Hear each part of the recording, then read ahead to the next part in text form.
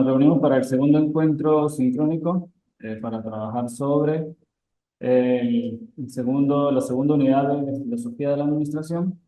Es el problema que se da en la filosofía moderna, el problema del sujeto. Recordemos anteriormente que vimos el problema del ser, cómo nace la filosofía, cuál es la finalidad que persigue la filosofía, eh, qué es lo que hace que la filosofía tenga sentido para muchas cosas que nosotros vamos realizando en nuestra vida. Todo lo que nosotros hacemos, pues se encuentra marcado por lo que es el pensar, el buscar que sea un conocimiento que pueda ser corroborado y puesto en práctica dentro del contexto que estamos haciendo. Al finalizar esa primera unidad nos dimos cuenta de que la filosofía o en el mundo griego, la administración fue algo importante más que para hacer una rendición de cuentas, era para que pudiese funcionar como tal la sociedad. Iban desde el punto de vista político, la organización de la sociedad, la función que iba cumpliendo cada uno de los miembros dentro de la sociedad. Para ello era muy importante la participación de todos dentro de la sociedad. Y nos damos cuenta de las reformas de conocimiento que se enmarcan allí, la doxa, ¿sí? Que es la opinión, un conocimiento que vamos adquiriendo por medio del contacto con otras personas, pero puede ser solamente un rumor o algo que no pueda ser corroborado.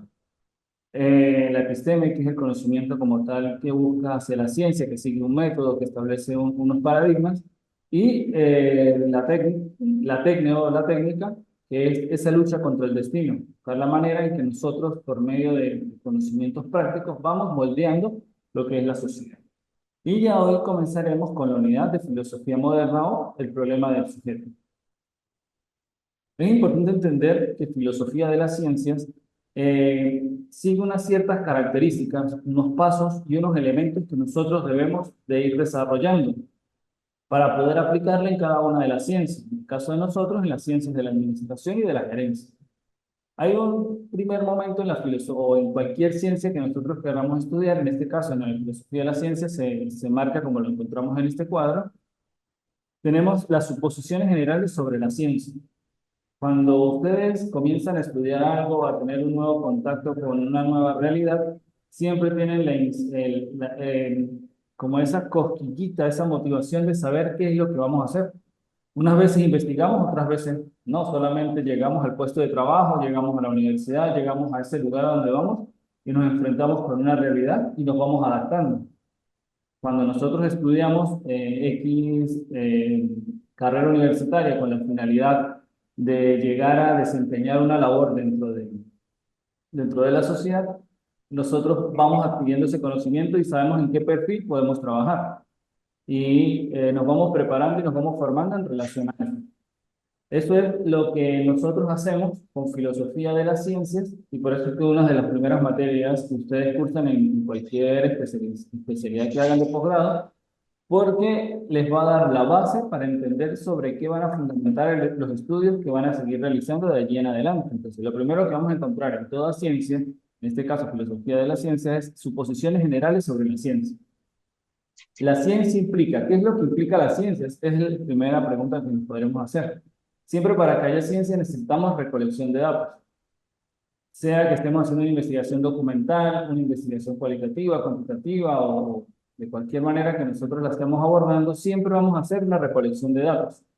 En unos casos va a ser cuantificable, en otro caso va a ser cualificable y en otro van a ser revisiones bibliográficas, que es lo que nos da la investigación documental, pero siempre vamos a tener una recolección de datos, no solamente con lo que nosotros veamos y nos relacionemos con la sociedad, sino también todas esas lecturas que nosotros podamos ir realizando para ir conformando. Segundo, una formulación de hipótesis. La hipótesis, ¿qué es? Es una primera idea que nosotros nos planteamos sobre qué es lo que nosotros queremos lograr. Y eso es algo que todas las ciencias tienen en común. Lo que nosotros estudiamos en filosofía de la ciencia son todos los aspectos que tiene la ciencia en común. Como les decía la semana pasada, siempre va a tratar sobre lo general, sobre todo lo que hace que se vaya evolucionando. Les colocaba el ejemplo de cuando desarrollamos la parte del mito y del logos, que la filosofía de la religión no le interesa valorar si una religión es positiva o es negativa, sino solamente qué aspectos tienen en común todas las religiones del mundo, que son el mito, que por lo general son los libros, llámenlo Biblia, Corán, Torá, el nombre que le den al libro donde está escrita los códigos que siguen esa religión, y están los ritos, que son las formas en las que se actualizan, bautizos, misas, cultos, como lo llaman, son los ritos. Lo mismo pasa con filosofía de la ciencia. Busca qué aspectos son relacionados a todas las ciencias que nosotros podamos estudiar. Y eso que estamos desglosando ahorita lo vamos a encontrar en cualquier ciencia que nosotros estudiemos. El tercero dice que es la prueba de la hipótesis. No solamente basta con nosotros formular una hipótesis, porque formular una hipótesis la podríamos dejar en una doxa, en una opinión, y va a ser un conocimiento solamente sin mayor profundidad. Pero cuando probamos esa hipótesis, que es lo que hacemos cuando vamos a una investigación para dar un grado, esa prueba nos va a permitir darnos cuenta si esa hipótesis está consona con la realidad o es algo que nos estamos inventando, algo ficticio, algo que no tiene sentido. Y si esa hipótesis, por lo general, así nosotros creamos que tiene el sentido, siempre debemos reformular la hipótesis, porque los datos que nos dan la realidad nos pueden mejorar la visión que tenemos de esa hipótesis que estamos planteando o cambiarla y comenzar de nuevo a formular otra nueva. Y el quinto paso, la eliminación de la primera hipótesis y reformulación de nuevas hipótesis. Siempre nosotros comenzamos con una hipótesis cuando vamos a hacer una investigación y cuando vamos avanzando nos damos cuenta de que existen muchas más hipótesis que se relacionan con esa primera hipótesis. ¿Qué hacen las ciencias por lo general? Dejan a un lado esa primera hipótesis, ¿sí? Como un objeto material de lo que se está estudiando y empiezan a irse por diferentes puntos o formas en las que se pueda ver esa realidad. Por eso es que en las ciencias un mismo autor puede tener 3 o 4 vertientes diferentes sobre objetos de estudio. ¿Por qué? Porque siempre comenzamos con esa motivación y al final podemos terminar con varias hipótesis diferentes que nosotros poco a poco le vamos a ir dando respuesta. Una segunda característica es que la ciencia asume. ¿Qué asume la ciencia? Primero, la regularidad de la naturaleza.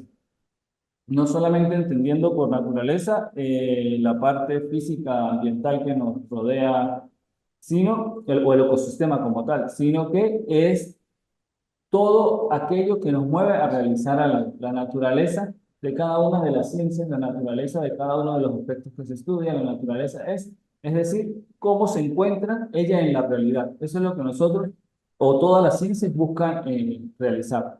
Un segundo aspecto es que los resultados de las pruebas pueden repetirse.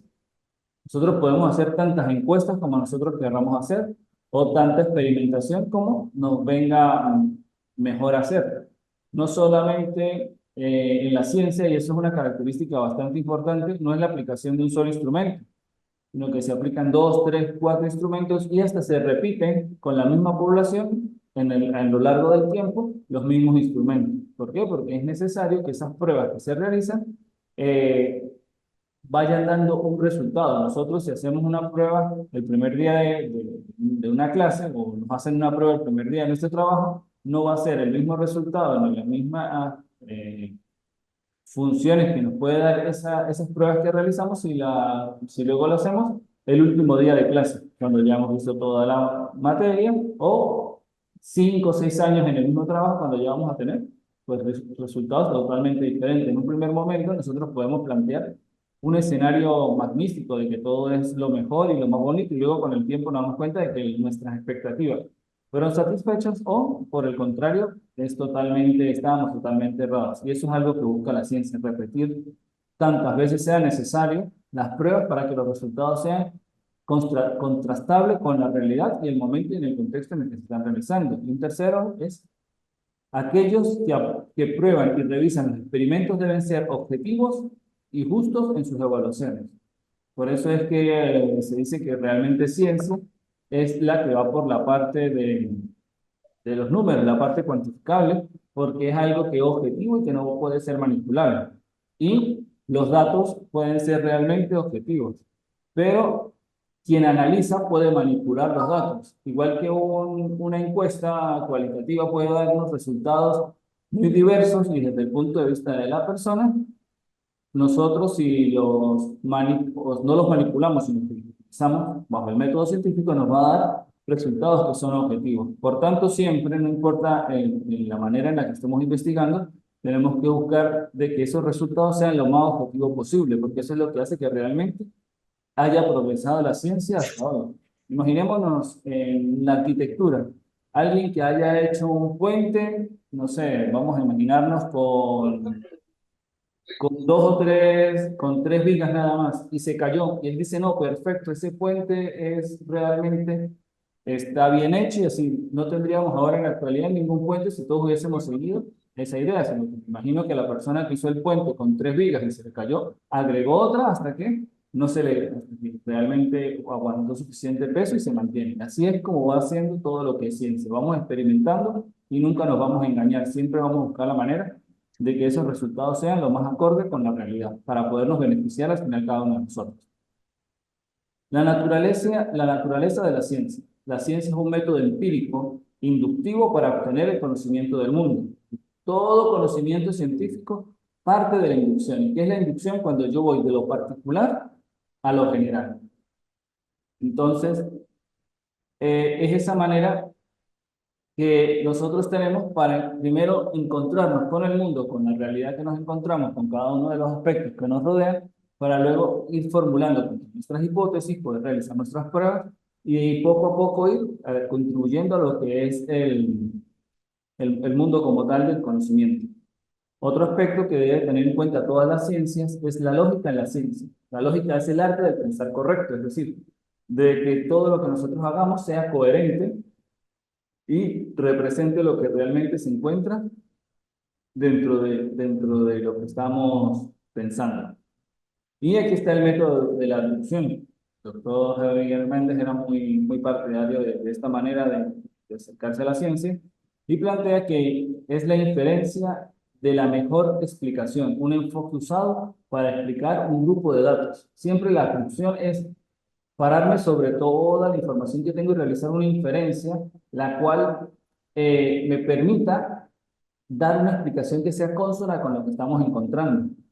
Porque si yo no soy capaz de explicar ese conocimiento que estoy adquiriendo, que estoy comprobando, que estoy corroborando, muy difícilmente va a ser seguido por otras personas o estudiado por otras personas, porque al ser las cosas que no se entienden, muchas veces las dejamos de lado. Y otro aspecto que es fundamental en la ciencia son el naturalismo, ¿sí? Esa manera de ver y de hacer ciencia, que asume que todo lo que sucede puede ser explicado por fenómenos naturales. Uno puede ser naturalista sin ser un fisicalista. Y ahí es donde viene una primera distinción que nosotros vamos a encontrar en toda la ciencia. Están los naturalistas que van hacia la naturaleza. En la naturaleza encontramos todo lo que es ciencia, todo lo que podemos comprobar y todo lo que podemos corroborar. Y muy pocas veces se van hacia las personas para los estudios, sino verlo. Y esa es la parte del método científico que tiende más a quedarse con el mundo circundante. No va tanto al trato que tenemos nosotros, los seres humanos, con esa realidad, sino esa realidad cómo se comporta, estemos nosotros o no estemos. Y está el fisicalismo, que solo lo que es físico existe. No hay nada espiritual o mental. ¿Sí? No sé, la filosofía no es una ciencia, la teología no es una ciencia, la metafísica no la consideran como ciencia, la ética tampoco es una ciencia. ¿Por qué? Porque no es algo que sea físico y que yo diga, no sé, la justicia es esto, sino que la justicia es un concepto que no lo podemos traer a la realidad. Las matemáticas, aunque ayudan al proceso científico, ellos en algunos puntos dicen de que si no sirve para explicar como tal la naturaleza, tampoco podría ser visto como una ciencia, porque yo un número no lo puedo agarrar. Un número es una construcción que nosotros hacemos. Entonces, por eso es que es importante cuando se hace ciencia estar claro de que no podemos llegar a extremos, porque al final esos son extremos y hay que evitar esas suposiciones que en vez de ayudarnos, pues lo que nos hace es limitar la ciencia. Y ahí es donde viene el segundo aspecto que vamos a trabajar sobre la filosofía de la ciencia, que son los límites de la ciencia. Y lo que la ciencia puede y no puede hacer. Es fundamental tener claro de que la ciencia tiene límites. La ciencia en el siglo XVIII tuvo sus límites, en el siglo XIX tiene sus límites, en el siglo XX también, y ahorita en el siglo XXI, por muy avanzado que nosotros creamos que estamos, tenemos límites comparados a la ciencia, que se va a hacer dentro de un año, dos o 10 años. Siempre. La ciencia debe estar clara de que existen límites según la manera de entender el mundo y de irnos acercando a él. La ciencia no puede afirmar que ha llegado a la verdad final. ¿Sí? Por más que tengamos pequeñas verdades, no hemos llegado a la verdad universal de cada una de las ciencias. Todavía el espacio se está descubriendo, galaxias, cómo funcionan, las fuerzas naturales y demás, siempre se están todavía encontrando muchas aproximaciones. En la administración tenemos grandes teorías que para nosotros abarcan todos los elementos, ¿sí?, fundamentales de lo que es la administración, pero hay autores que van dando puntos que van actualizando.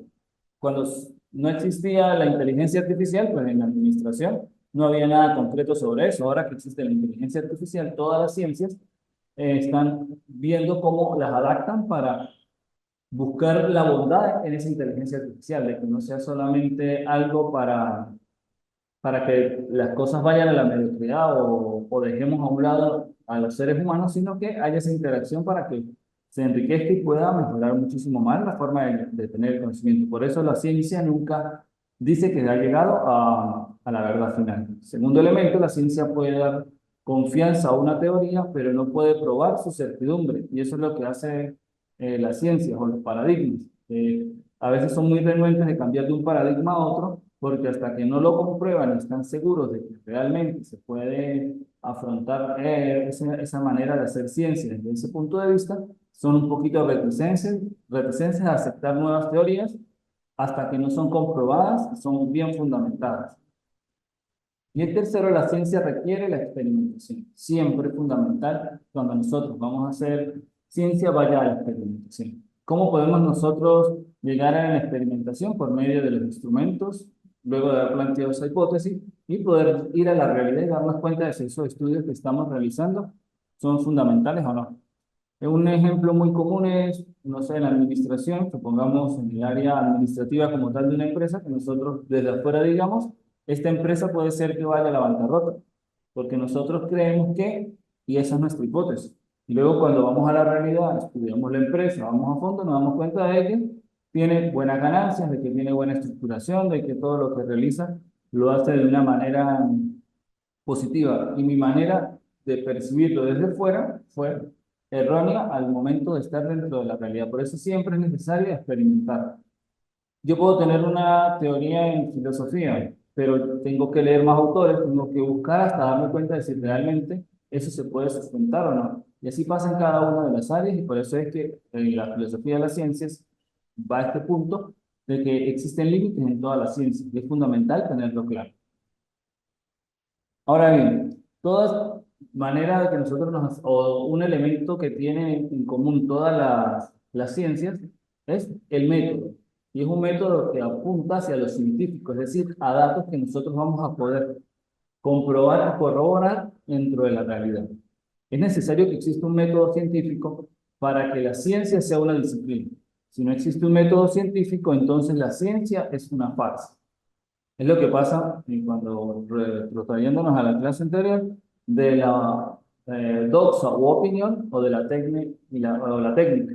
Es decir, por más de que existe una forma de hacerlo, no se sientan a trabajar bajo un método como pasa con la epistemología, que es que busca conocer la verdad por medio de un método, siguiendo unos pasos, porque eso, el método viene del griego dos, que es camino, es decir, el método es el camino que yo voy haciendo para llegar hacia algo. ¿Cuál va a ser, por lo menos, un viaje que nosotros nos organicemos de aquí a Caracas? Necesitamos ese organizar cada paso que vamos a realizar hasta llegar allá y lo que vamos a realizar allá es una manera metódica que nosotros tenemos para actuar en nuestra vida real. Y yendo a la ciencia, son plantear un problema, una hipótesis, plantear unos objetivos, ir comprobando hasta llegar hacia las conclusiones. Pero realmente es fundamental que ese método tenga unos pasos claros y establecidos. Por eso siempre en toda investigación que nosotros hacemos tenemos un capítulo de metodología, donde nos va a decir cómo es que nosotros vamos a llegar a eso. Y hay dos corrientes fundamentales dentro de esta manera del método científico de manera general. Luego, cuando vayan a epistemología, van a ver infinidad de métodos que existen para poder abordar una investigación. Pero de manera general, como repito, filosofía de la ciencia solamente se encarga de las ideas generales que tienen en común todas las ciencias. Están el realismo científico y el antirrealismo científico. El realismo científico realiza tres afirmaciones fundamentales. La primera es: existe un método científico basado en la falsación y la razón. Esta manera de falsación es propuesta por Karl Popper, aunque ya habían vestigios anteriores a él. Él lo que hace es recolectar toda esa información y establecerla como un nuevo paradigma para acercarse a este tipo de conocimiento científico. ¿Y qué es lo que afirma de manera general? Si la ciencia es una actividad empírico-inductiva, como decíamos anteriormente, entonces las teorías científicas no pueden ser probadas como verdaderas, sino que solo pueden ser probadas como falsas a través de la experimentación. ¿Aquí qué pasa? Yo propongo una teoría y yo no necesito justificar que esa teoría sea verdadera. Yo lo que estoy es promoviendo una teoría. Hasta allí. Pero si usted no está de acuerdo con mi teoría, usted tiene que buscar la manera de demostrar que la mía es falsa. Y eso es lo que hace este método. Busca de que todo lo que se proponga, pasarlo por la parte de la falsación. Es decir, que todo el que supere ese método, si por lo menos, no sé, las teorías de administración clásica han superado todos esos procesos de falsación. Autores que dicen, no, yo no estoy de acuerdo con eso y empiezan a llevar la contraria, a plantear nuevos paradigmas, nuevas teorías, nuevas maneras de acercarse a esa forma de administración. Y si nos damos cuenta al final, con algunos retoques siempre se ha mantenido la administración clásica de Taylor como un elemento fundamental dentro de cómo entender nosotros tanto la administración como la gerencia. Es decir, ella ha pasado ese proceso de falsación y por tanto es una ciencia que puede ser corroborada dentro de la experimentación. Al probar la falsedad, una teoría debe ser descartada. Con el aumento de la experimentación se aumenta la confianza en la verdad de una teoría. Cuando una teoría sea tomada como falsa, pues ya automáticamente se le coloca ese asterisco y ya quien quiera seguir estudiando por esa línea o por esa manera de pensamiento, pues tendrá que hacerla que entre dentro del método. Entonces, la falsación de maneras generales, cuando yo estoy en contra de una manera de pensar, yo tengo que demostrar que es falsa. Si lo logro, bien, si eso va superando todos los procesos de falsación que yo planteé, pues es una ciencia que debe mantenerse tal cual como está. Siempre parte de una hipótesis que es una teoría, suposición o proposición no probada. Siempre la falsación va a tratar de comprobar una nueva teoría. Por lo general siempre van hacia la parte cuando aparecen nuevas teorías. La teoría, una hipótesis que ha pasado cada prueba objetiva, obtiene de esta manera mayor certidumbre de su veracidad. Cuando supera todas las pruebas, entonces ya es considerada como una teoría dentro de la ciencia. Y existe la ley, que una teoría que pasa cada prueba concebible, obteniendo así el nivel más alto de certidumbre de veracidad. Esa es la ley general. Toda teoría que vaya superando todos esos procesos de falsación, automáticamente se le va a dar se va a considerar una teoría veraz, es decir, que tiene verdad en sus postulados. La segunda afirmación del realismo científico es: un método científico no es necesario para que la ciencia funcione. Hay autores de esta corriente que argumentan que la belleza es suficiente para probar la verdad de una teoría científica. Así la falsación no es necesaria. Entonces, aquí es donde ya empieza a un poco a perder sentido muchas veces lo que es la ciencia. Porque si yo no puedo comprobar lo que estoy diciendo y no consigo la manera de hacerlo porque mi argumento lo más seguro va en contra de la realidad que estoy estudiando, digo, el método no es necesario. Lo importante es la aproximación y mi punto de vista. Entonces es muy subjetivo esa parte. Y por tanto, a veces es difícil ser consideradas ciertas teorías como ciencia. Eso pasa en el mundo de la psicología y de la autoayuda, por lo menos, para colocar un ejemplo. La autoayuda jamás y nunca da argumentos suficientes para ser considerada como una ciencia, mientras que la psicología sí lo realiza. Entonces, ¿qué hacen las personas que van a la autoayuda? Pues si no nos quieren, no nos lean. Entonces son esas argumentaciones atacando más a la persona que realmente a lo que plantea como ciencia. Se necesita un método que me dé el resultado. Si yo hago una prueba 10 veces, por lo menos 8 veces, me den el mismo resultado, porque eso como tal es cuando yo utilizo un método científico. Y en psicología, cuando se aplican ciertas pruebas, por lo general, si las hago 10 veces, de 8 a 9 veces va a dar el mismo resultado. Mientras que si yo aplico la misma forma de objetiva 10 veces, me pueden dar resultados totalmente diferentes. ¿Por qué? Porque hay un componente subjetivo que hace que una cosa cambie para bien o también para mal o no modifique nada. Y la tercera afirmación que se encuentra dentro del realismo científico, el método científico no requiere experimentación. El anterior es, un método científico no es necesario para hacer ciencia, y el de ahorita es, el método científico no requiere experimentación. Es decir, yo puedo aplicar un método científico sin nunca haber experimentado nada en la realidad. ¿Y qué dicen ellos? Sugiere que es necesaria la experimentación intensiva, pero que esto no es una condición suficiente para obtener el conocimiento científico. Y tienen bastante verdad, porque yo lleve una acción a prueba no significa que lo que yo estoy haciendo sea un conocimiento científico. ¿Por qué? Porque no todos los conocimientos al final llegan al grado de científico. Si no, no tuviésemos opiniones, no tuviésemos formas de actuar de manera técnica, sino solamente tuviésemos epistemología o conocimiento comprobado en la verdad. Entonces, el mundo sería muy aburrido porque no tendríamos más hipótesis que responder. Entonces, no todo lo que nosotros llevemos a la experimentación obligatoriamente debe ser visto como ciencia o no ciencia, sino que hay cosas que sin mayor cuestión nosotros vivimos y compartimos. No sé, en los deportes más que todo es que eso ocurre. Eh, no sé, en un partido de fútbol todo el mundo ve que es el mejor equipo, el que tiene los mejores jugadores, el mejor entrenador, las mejores técnicas, mejor todo, y termina perdiendo por uno que es inferior. ¿Por qué? Porque no todo es manejable por el método científico, sino la vida carecería de esa necesidad de sorpresa que nos pueden dar en todos nuestros aspectos. Entonces, por eso es, no todo lo científico puede ir a la experimentación, no todo lo que experimentemos debe ser científico, porque podemos experimentar mil cosas sin necesidad de que lleguemos a esa conclusión de que lo que estamos haciendo se encuentra dentro de la parte científica. Y la segunda corriente que tenemos de la parte en cuanto al método científico es el antirrealismo científico. Hay una afirmación. No existe un método científico porque la experimentación no es aplicable a todas las ideas científicas. Por tanto, el método científico no, como estructura, como camino a seguir, no existe un método o una estructura científica a seguir.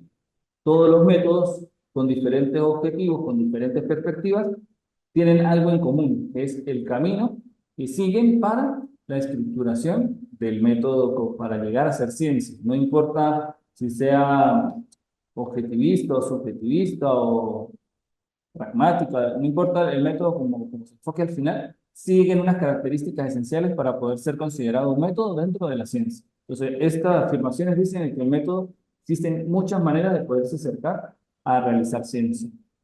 La prueba. Según esto, existen varios ejemplos de que la ciencia no sigue ningún método.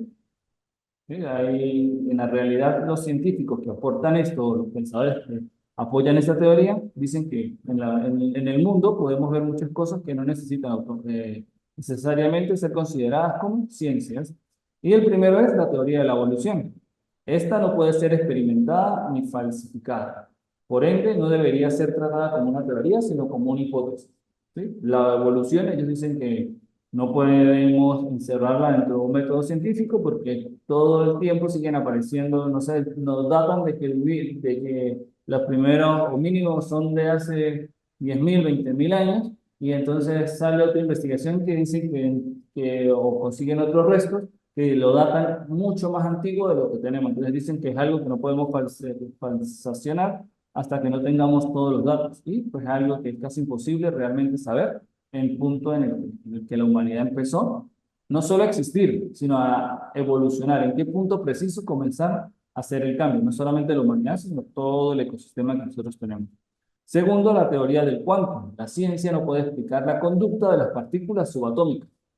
Es algo que todavía no se ha llegado a explicar como tal, por qué funcionan como funcionan en la profundidad y poder establecer un método de que todas funcionan de la misma manera, y es otro de los argumentos sobre los que ellos se agarran para que no es necesario que exista el método científico para hacer ciencia. Y la tercera es la teoría de la administración, la cual elabora una ciencia sin comprobación de sus principios.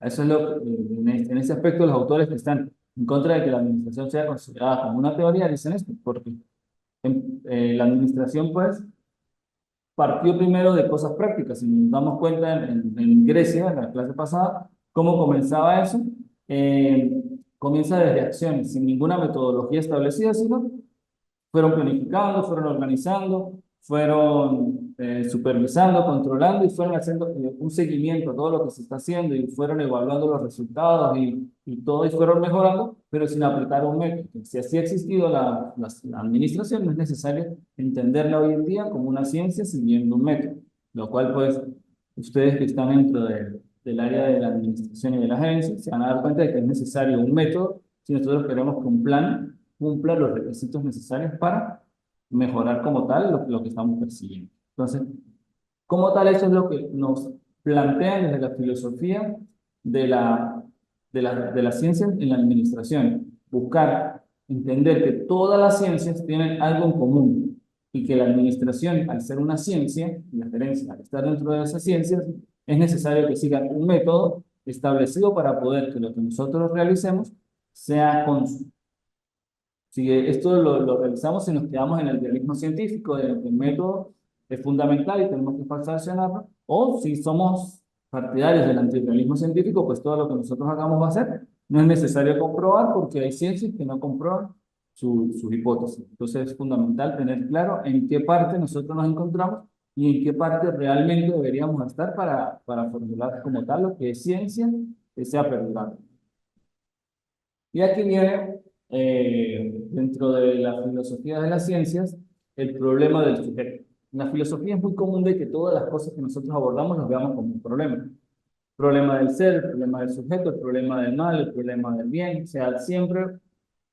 ¿Por qué? Porque es la manera de decirnos de que es algo que es necesario estudiar. Y ahí vienen los planteamientos del problema en las investigaciones, desde el punto de vista de cómo la filosofía fue creando sus formulaciones. Siempre me planteo un problema para dar una solución, y siempre se busca. En la edad moderna, quien se encarga de darle sentido a esta realidad es René Descartes, quien nace en el 596 y muere en el 1650. Es el primer gran pensador moderno, ¿sí? Debido a que sus argumentos científicos dejan de lado las creencias religiosas y artísticas que venían del medioevo y del Renacimiento y empieza a establecer un método para que realmente el conocimiento pueda ser llegado como tal. Él plantea que el conocimiento es un proceso que parte de lo inductivo y de la realidad, de las ideas claras de las que no podemos dudar. ¿De qué no podemos dudar nosotros? De que estamos vivos. Ahorita pues podemos tener el ejemplo de Matrix o del show de Truman, de que puede ser que la realidad sea algo en lo que no nos acercamos como tal objetivamente, sino que vivimos en una simulación. Pero algo de lo que realmente yo puedo estar seguro es que si me estrello con una mesa, con una pared, me va a doler. Partimos siempre de cosas reales que nosotros vamos experimentando.